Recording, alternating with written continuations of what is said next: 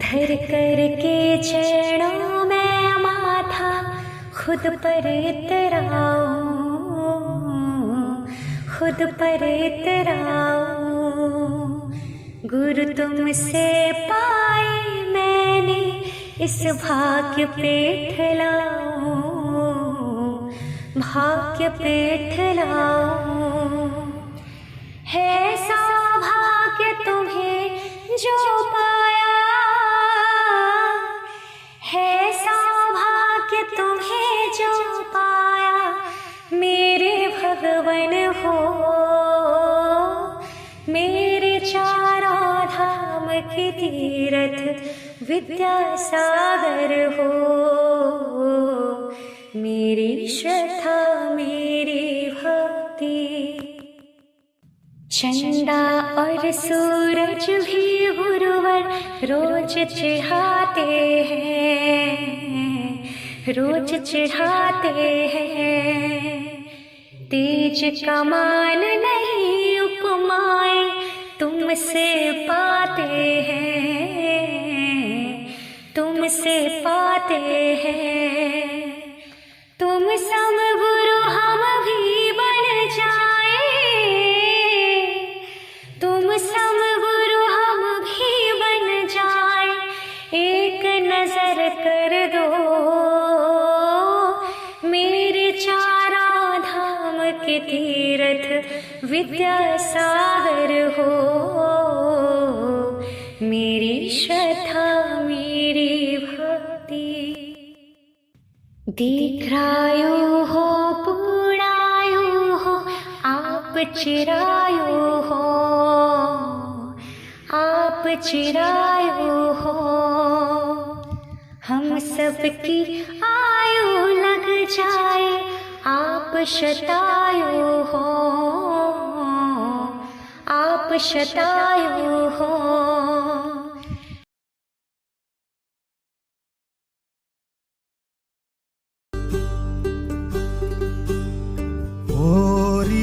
चिड़ैया नन्ही सी चिड़िया अंगना में फिर आजा रे। ओरी चिड़ैया नन्ही सी चिड़िया अंगना में फिर आजा रे। अंधियारा है घना और लहू से सना,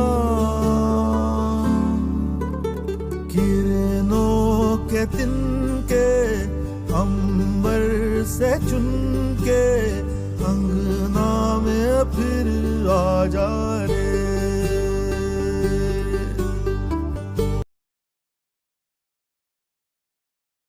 चलो सुनाता हूँ आप सभी को एक ऐसी कहानी जिसे हम प्यार से गुड़िया कहते थे। गुड़िया नहीं, यदि हम चिड़िया कहें तो बेहतर रहेगा। आइए हम आपको इसी चिड़िया की कहानी सुनाते हैं जो हमेशा चहकती रहती थी, हमेशा फुदकती रहती थी, अपने छोटे पंखों से अनंत आकाश की असीम ऊंचाइयों को छूने का प्रयास करती थी। जी हाँ, वो थी हमारी बिटिया बिंध्या। 26 अप्रैल 1983 को इटारसी में आदरणीय संतोष कुमार जी और उषा जैन के यहाँ जब चौथी सुपुत्री ने जन्म लिया तो किसने सोचा था कि इतनी गुणवान वो पुत्री होगी। उस पुत्री के विशिष्ट गुणों को देखते ही उसका नाम परिजनों ने बिंध्या रखा। अपने सभी भाई बहनों की चहेती, अत्यंत कुशाग्र, मेधावी, चुलबुली, हंसमुख, मिलनसार, मृदभाषी, सभी से हंसकर खुलकर बोलने वाली, सबकी चहेती हमारी बिंध्या। उनका यह विशिष्ट गुण जीवन पर्यंत उनमें विद्यमान रहा। बिंध्या का गृह प्रवेश एक गृह लक्ष्मी के रूप में हुआ। वे जिस जिस घर में गईं वह घर धन्य धान, संपदा एवं धर्म, आध्यात्म संस्कारों से परिपूर्ण रहा। बाल्यकाल से ही धर्म शिक्षा, संस्कार, संत समागम, धार्मिक एवं सांस्कृतिक कार्यक्रम, प्रतियोगिता, रचनात्मक मंच संचालन इत्यादि सभी प्रकार की गतिविधियों में बिंध्या हमेशा बढ़ चढ़कर हिस्सा लेती रही। न केवल स्वयं बल्कि अपने साथ अन्य दूसरे लोगों को भी प्रोत्साहित करती रही। यदि विंध्या के समस्त गुण रूपी मोतियों की हम एक माला बनाएं तो मैं समझता हूं उस माला का नाम ही होगा विंध्या। विंध्या ने अपनी प्रारंभिक शिक्षा हालांकि टैगोर विद्या मंदिर में प्रारंभ की और हायर सेकेंडरी तक शिक्षा प्राप्त करने के पश्चात उन्होंने MGM कॉलेज इटारसी से MA सोशोलॉजी, MA इकोनॉमिक्स तत्पश्चात MCOM की डिग्री प्राप्त की। विदिशा की जौहरी मैडम के निर्देशन में विंध्या ने जैन दर्शन पर PhD प्रारंभ की। वे थीसिस लिख चुकी थी लेकिन किसी कारणवश वह पूर्ण नहीं हो सकी। टैली एकेडमी से विंध्या ने टैली में डिप्लोमा कोर्स भी किया और शिक्षा की जो ऊंचाइयां उन्हें प्राप्त करना थी उन्होंने प्राप्त की। 22 नवंबर 2010 को करहल के निवासी आदरणीय कमलेश कुमार जी जैन के सुपुत्र वैभव कुमार जैन के साथ उनका विवाह संपन्न हुआ। आपने घर गृहस्थी के कर्तव्यों के साथ साथ सच्ची जीवन संगिनी का उदाहरण प्रस्तुत करते हुए वैभव जी के जीवन में ही नहीं उनके ऑफिस एवं कार्य क्षेत्र का भी सफलतापूर्वक संचालन किया। आप अपने अंतिम समय तक दृढ़तापूर्वक अपने कर्तव्यों के निर्वहन में कार्यरत रहीं। कालांतर में आपके यहाँ नवंबर 2011 में विराट एवं 2015 में विभू के रूप में सुयोग्य पुत्रों का जन्म हुआ। आप योग्य एवं सच्ची जीवन संगिनी के साथ साथ एक सर्वोत्कृष्ट ममतामयी माँ भी थीं। आपने अपने बच्चों में सभी गुणों एवं संस्कारों का विकास किया। अल्पायु में ही परिवारजनों की प्रेरणा एवं सोनिया दीदी, शालिनी दीदी, निकिता दीदी एवं अन्य सभी इटारसी एवं करहल निवासी बंधु बांधवों के अमूल्य सहयोग से श्री पार्श्वनाथ मंदिर जी इटारसी एवं करहल में विंध्या ने अपना संपूर्ण जीवन धर्म, शिक्षा, संस्कृति एवं बच्चों में नैतिक संस्कार जगाने के लिए समर्पित कर दिया। सही मायने में वे हमारी सामाजिक धरोहर थी। विंध्या दी ने धर्म और सांस्कृतिक गतिविधियों में नित्य एवं नवाचार का प्रयोग किया। बच्चों को धर्म से जोड़ने के लिए खेल एवं अन्य गतिविधियों का सहारा लिया। उन्होंने सब कार्यों के लिए 3 पुस्तकें भी लिखी जो हम सभी को याद रहेंगी। खेल में सीखें धर्म की बातें, जिसका विमोचन श्री अजीत सागर जी महाराज एवं प्रशांत सागर जी महाराज एवं निर्भीक सागर जी महाराज ने किया। संत समागम, आहारचर्या, विहारचर्या, माता जी एवं महाराज जी का अनवरत सानिध्य विंध्या को लगातार प्राप्त होता रहा। विभिन्न प्रकार के शैक्षणिक एवं सांस्कृतिक आयोजनों में विंध्या ने बढ़ चढ़कर हिस्सा लिया एवं लगातार विभिन्न मंचों से सम्मानित एवं पुरस्कृत होती रही। ब्रह्मचारी धीरज भैया एवं तरुण भैया का स्नेहमयी सानिध्य उन्हें जीवन के अंतिम क्षणों तक प्राप्त होता रहा। विंध्या अपने कार्य एवं कर्तव्यों में आनंद पूर्वक व्यस्त थी। वहीं इसी बीच वह काली रात 28 अक्टूबर 2019 था, दिन दीपावली का, लेकिन हमारे दिल को झकझोर कर देने वाली सूचना थी। वो था कि विंध्या कैंसर ग्रस्त हो चुकी थी। लेकिन इतनी विकट सूचना प्राप्त होने के बाद भी विंध्या ने कभी भी अपने मनोबल को कम नहीं होने दिया। मित्रों, टाटा मेमोरियल हॉस्पिटल मुंबई, मेदांता लखनऊ में लगातार निरंतर उपचार कराने और शरीर तोड़ देने वाली कीमोथेरेपी एवं हार्मोनल थेरेपी जैसी कठिन विषम परिस्थितियों का सामना करते हुए भी उन्होंने अपने अदम्य साहस और शौर्य और पराक्रम का परिचय दिया। लगातार सफर करने, लॉकडाउन होने की विपरीत परिस्थितियां, लंबी यात्रा कराकर कीमोथेरेपी लेने के बाद भी उन्होंने कभी कैंसर को अपने दिल और दिमाग पर हावी नहीं होने दिया।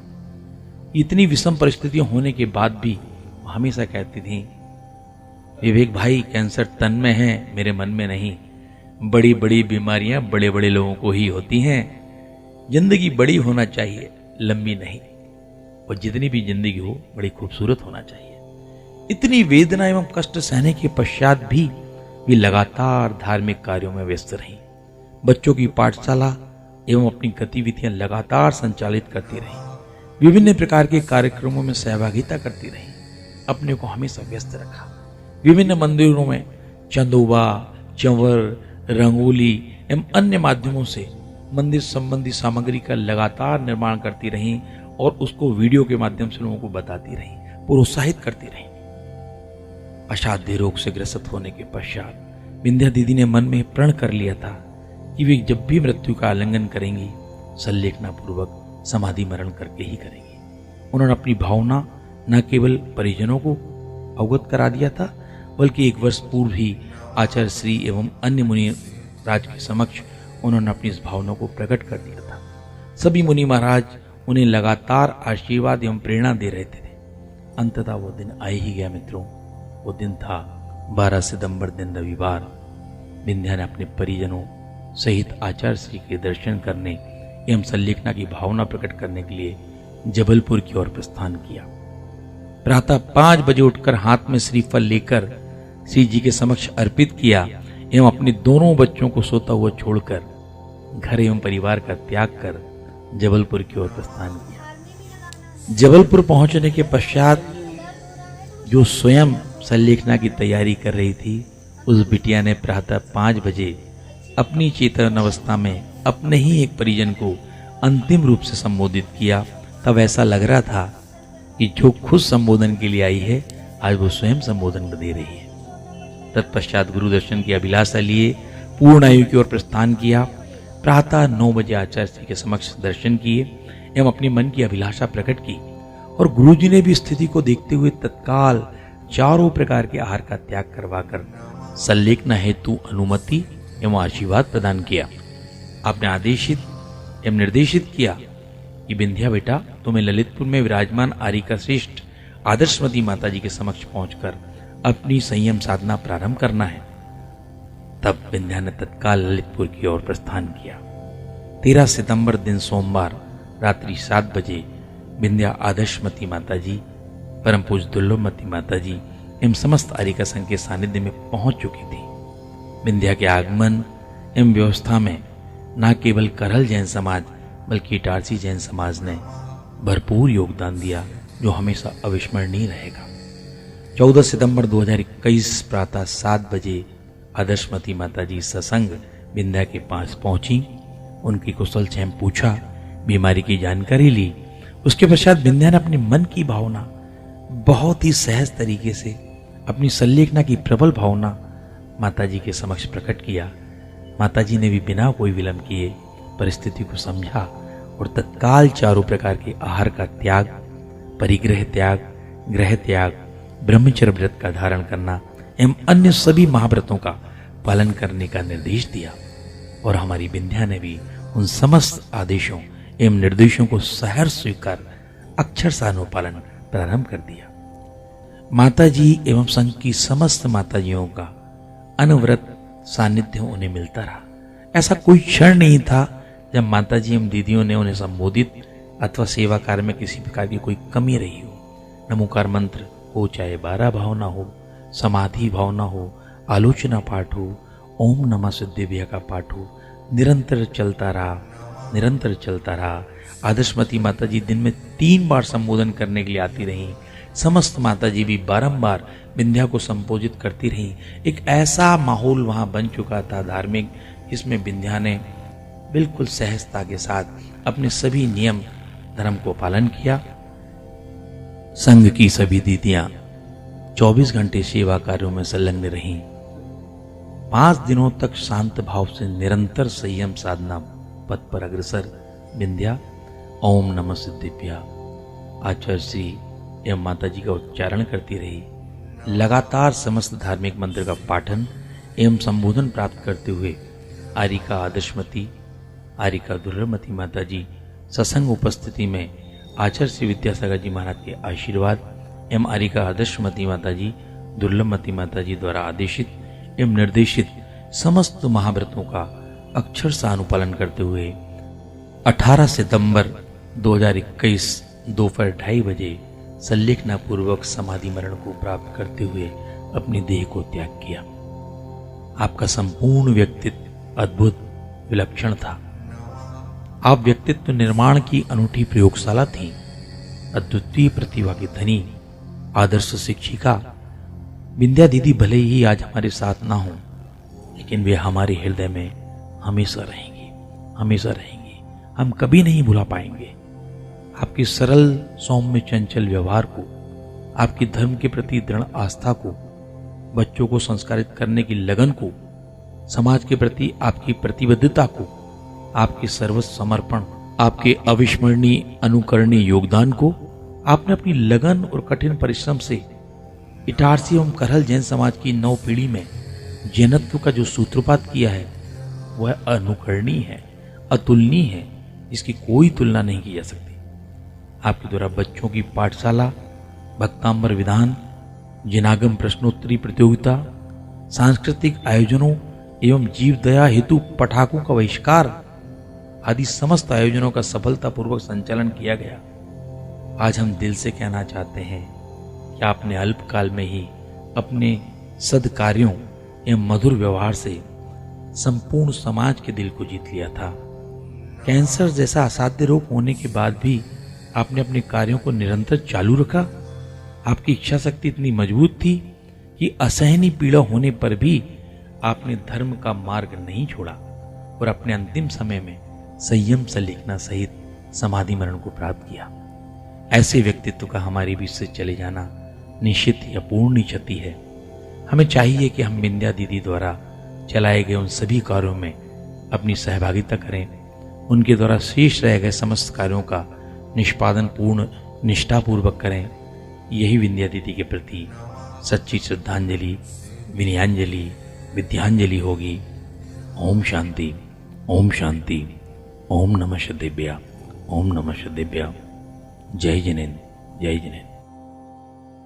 माता जी मिल जाए आपको, आचार्य जी का आशीर्वाद मिला, हमारी बड़ी माता जी मिली आपको, अंत में उद्योगमती माता जी आई, उन्होंने भी सुनाया। तो दीदी के प्राण जो है वो आंखों से निकले, आंखों से, मुंह से आके पशु कर मुंह से आया था उनको, आंखों से उनके प्राण निकले। तो सभी कोई भी रोएगा गाएगा नहीं। बहुत ही अच्छा समाज में संलेखना मरण हुआ है दीदी का।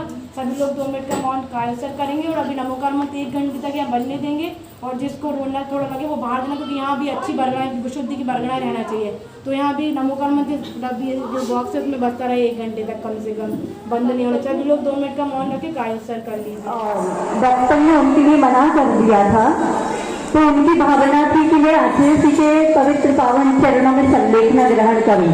तो आचार्य जी के पास पहुंचे परिवार के साथ, तो परिवार ने उनका पूरा सहयोग और सेवा की और आचार्य जी के पास भी पहुंचाया।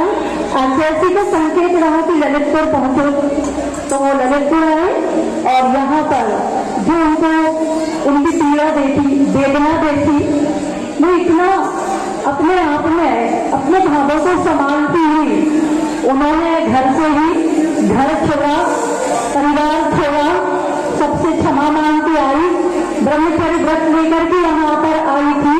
लेकिन पीड़ा ने उनको इतना व्यथित किया, फिर भी उनके जीवन जिद्दा से ओम निकला, माता जी निकला, आचार्य जी निकला, ये परिग्रह छोड़ना है, ये भी निकला।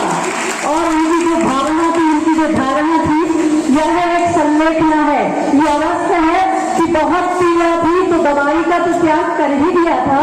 हमने उनको पेन किलर वगैरह लेती थी वो भी त्याग करा दिया था, इंजेक्शन देते होंगे तो वो भी त्याग करा दिया था। रात्रि का 8 बजे तक का पानी था वो भी आचार्य से उनको त्याग करा करके यहाँ भेजा था।